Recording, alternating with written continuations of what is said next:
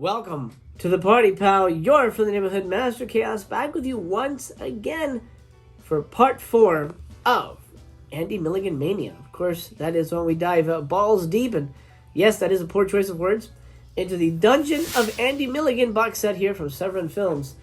Oh boy, disc 4. Where is disc 4? What are we talking about today? Well, I suppose we're talking about werewolf movies. I put werewolf in quotations because technically these are werewolf movies, or I should say movie, because there really is only one movie here. There's just different cuts presented on this disc.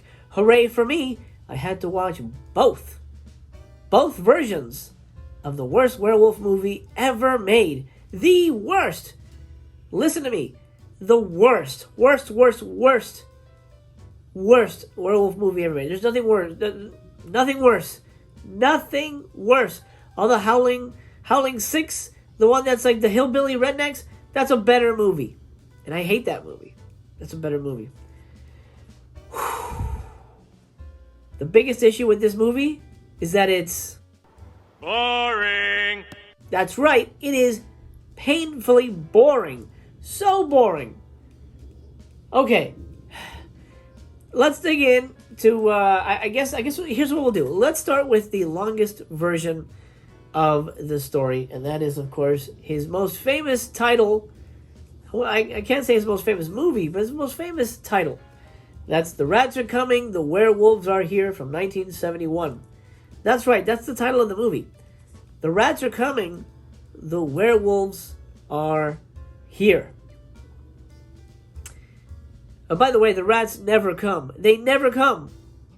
We'll get into that in a little bit later, but just a heads up on that. The rats never really play a part in this damn movie. It just boggles the mind. It boggles the mind, and I don't understand why in the hell. I'm not even going to get into it. It sucks. Let's go into that. Let's leave it there. Okay. Rats Are Coming, The Werewolves Are Here is 92 minutes. Curse of the Full Moon is 71 minutes, 73 minutes according to the thing here.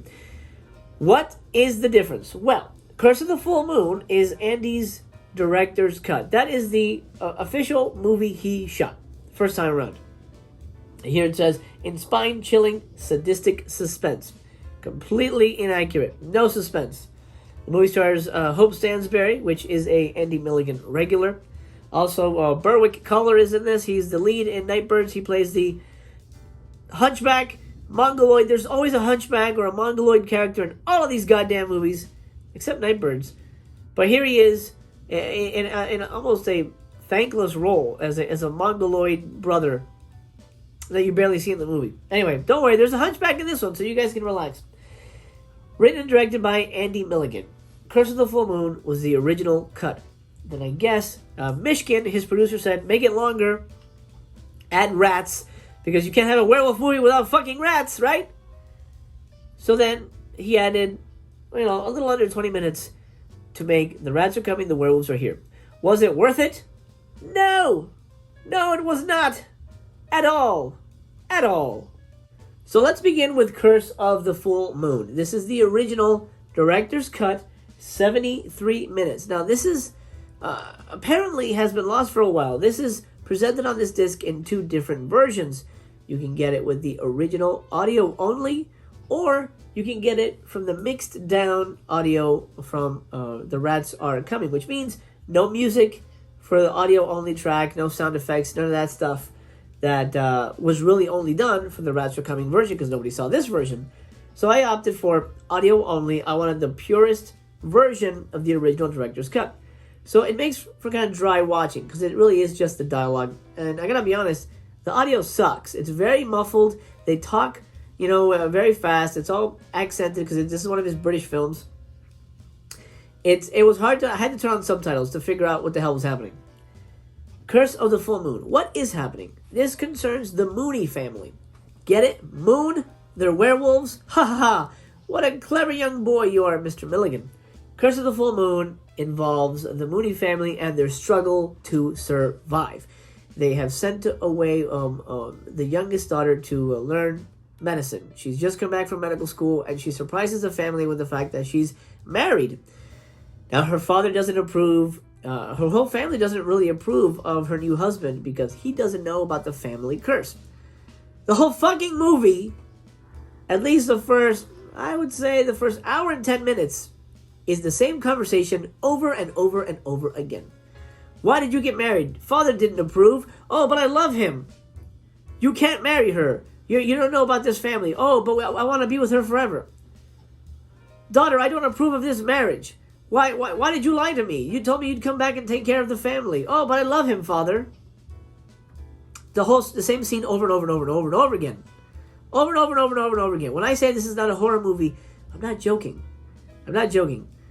But I'll tell you what this movie is. Boring. So boring.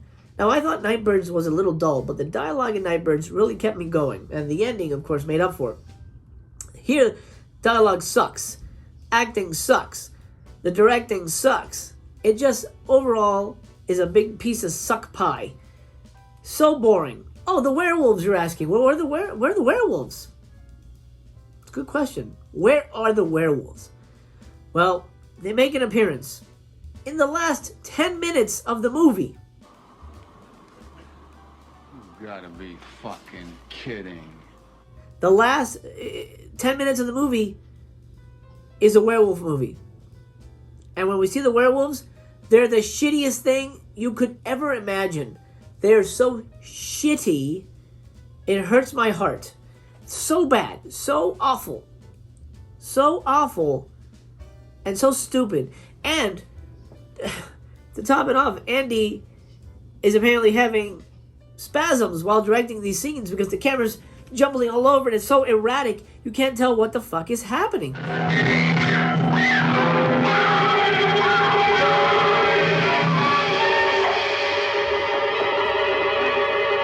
It is a combination of disastrous filmmaking, stupid effects, stupid acting, and stupid plot. Curse of the Full Moon is a painful experience. I'm shocked. I'm shocked that he made this movie because it's so vanilla and embarrassing that, wow, yeah, it's awful. It's awful. But these movies are special. Well, I should say Curse of the Full Moon is special, although it does appear in this, but we'll talk about that in a minute. Curse of the Full Moon is special because it features the one and only acting appearance by Mr. Milligan himself. He plays a gun dealer. As a matter of fact, let's take a look at that scene. Yes? Come back here. I'm in the back room. Good afternoon. May I be of some assistance? Yes, I'm looking for a gun. Oh, to purchase? Yes. Now, what sort of a firearm were you looking for? It doesn't really matter. I see. Did you want it for hunting? Yes, for hunting. Then I should think, a shotgun or a rifle. Well, I wasn't really thinking in those terms. I was thinking of something much smaller, such as a pistol. Yes, I think a pistol. A pistol is a little too small for any large game. Just how large is the game that you plan to kill? Well, about the size of... I'd say about your size. I beg your pardon. And to be fair, he's actually one of the better actors in the movie. It's a weird scene and it goes on for way too long, but I'm guessing it was something to stretch the runtime a little bit, which it helped.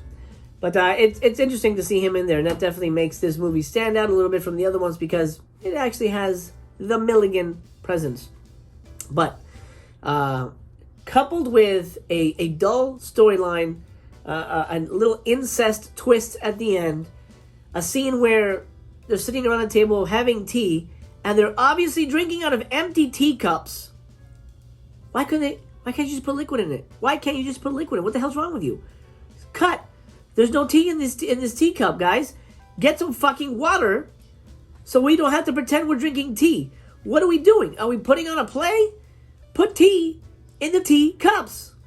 Couple that with horrible direction and terrible dialogue, and you got the makings of one of the worst movies I've ever seen. Absolutely one of the worst werewolf movies ever made. Hands down, you cannot argue with the fact that this is an awful, awful werewolf movie. But, hear me out. What if we added rats? What if? I know it sounds crazy. What if rats are coming? What if they're coming? What if rats... What if we say, hey, audience, the rats are coming? What then? Could we make a good movie? No, absolutely not. The rats are coming, the werewolves are here. Is it probably even worse? Because it makes even less sense. It makes even less sense than the streamlined Dark Shadows-esque kind of storyline from Curse of the Full Moon. Okay, so what the fuck is happening in this one? Why is this one 20 minutes longer? Well, presumably, of course, Michigan, his producer, said add more gore, add more stuff to it. It's too short. Okay, so Andy writes in, adds in a couple of extra characters and has them get killed off. So there's some kills, but the camera is so erratic and the directing and the editing is so choppy. Choppy. I didn't mean that as a pun, but it fits. That you can't really see the kills and the gore is cut out. So you can't really see any, like, a lot of the blood splash or whatever that I'm sure was in there. That's all kind of cut around or erratically shot around, so you can't even tell what's happening. So the kills are stupid, pointless. What about the rats? Why would rats come? Why? Well, presumably they thought it would be a creepy element, right? Is it? No. You know what it is? That's boring. You're boring, everybody. Quit boring everyone. Not only is it boring, but it is completely, incompetently stupid. And I hate to say that, but I think you can tell that Andy Milligan is sort of wearing out his welcome as far as your old pal Master Chaos is concerned. If you love these movies, hey, more power to you. I'm so happy you found something you love. That's amazing. I am happy for you. This is my opinion, of course. But this is an awful movie. Okay, the rats. Let's find out about the rats. So one of the characters, one of the daughters, Hope Stansberry, she says she likes animals. She likes animals, she says. There's a scene where she's playing with a live mouse. A little mouse. She's pouring hot wax over the mouse. I was like, okay, that's really weird. Then she gets a knife. You remember this scene in Alien where they're doing the knife thing? Trust me.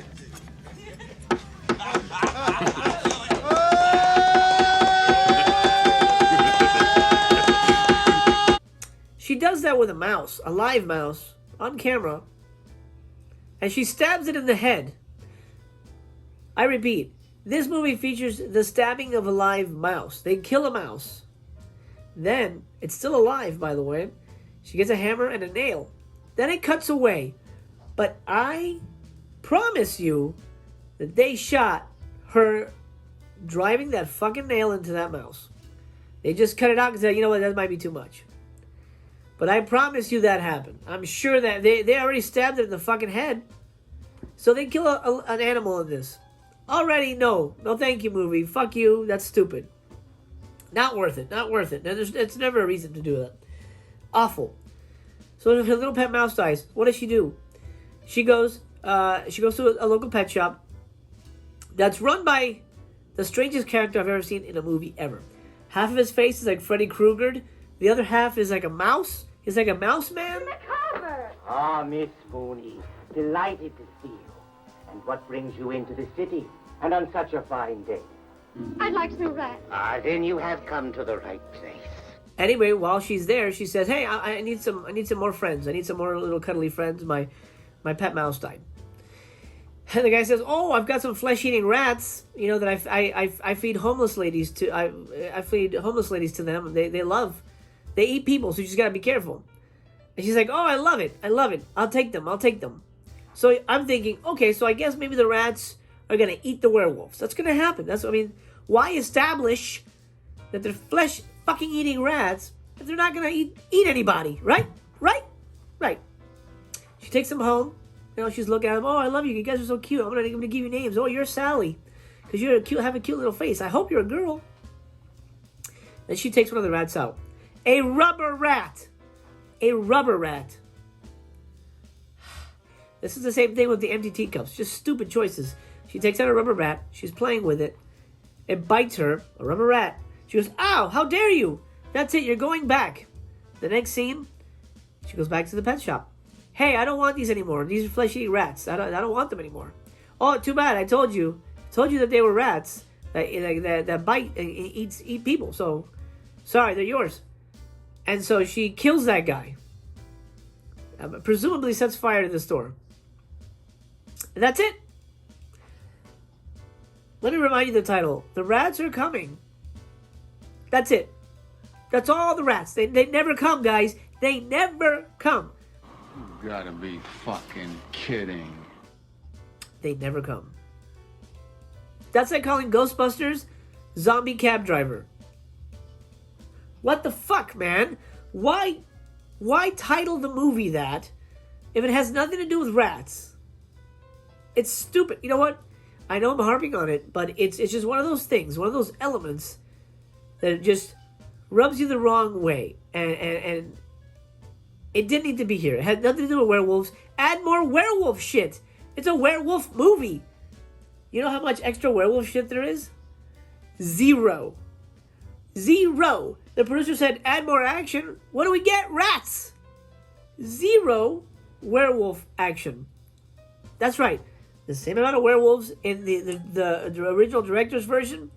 The same amount in this one. No, God! No, God, please, no! No! I'm not going to belabor the point. Shitty disc, shitty movies. 100% skip it. If you've got the box set, make this your last disc if you want to watch it all. So painfully bad. There's nothing redeeming about this at all. No nudity, no real gore. The werewolf shit is stupid. The rat shit is worse. Oh. However, the best thing on this disc is a special feature. You get trailers for both movies. Fine. But then you get The World of Andy Milligan Locations featurette narrated by Temple of Schlock's Chris Poggiali. This is the best featurette. This is actually the only featurette so far on this release, this box set. Chris gives a running commentary on all the locations that were used in Andy Milligan movies as you see them today. Now, everything from New York, Los Angeles, London, Staten Island, all those locations, you get to see where Andy's old house was, where he filmed a lot of his movies, a lot of his early movies like Ghastly Ones and things like that. You get to see a lot of locations from The Body Beneath, and then a lot of his California films as well. David Gregory, I think, even shot the footage for that featurette. So you get to see where Andy lived and the last house he lived in when he died, locations where he shot the movies, where his production company was, all that stuff. Really great. It runs about 15 minutes. Really informative, and I really liked it. It actually made this disc not a complete fucking loss. So that special feature definitely saved the day. But overall, The Rats Are Coming, The Werewolves Are Here is the probably worst movie I've seen in a long time. No stars. That's it for today. I'm done. The werewolves are coming. Whatever. The rats are coming. The werewolves are here. I don't even remember. Awful. Oh, Andy. The honeymoon is over. Oh boy, 4 more discs to get through here. Next up, Guru the Mad Monk. I used to have that on DVD. It's been years since I've seen it. But it's Guru the Mad Monk. And what's the other one? Let's look through real quick. It was Guru and The Man with Two Heads. The Man with Two Heads, I think, was his last British movie. It's a Dr. Jekyll take. Haven't seen that one, so I'm looking forward to seeing that one. I'm hoping it's good. Fingers crossed. Fingers crossed. Okay, that's it for the Dungeon of Andy Milligan, Disc 4. Let me know what you think in the comments down below. I don't know if you've seen it. If you have, please, I would love to hear your opinion, because it's as important as mine. This is a two-way conversation. Let's chat. Let's chat in the comments. Let's keep it going. And I'll see you next time. I'll be here. I hope you will be as well. Remember, your friendly neighborhood Master Chaos loves you just the way you are. You are important. You're special. You matter. Not just to me, but to the world at large. I'll see you when I see you, because I remain to be continued.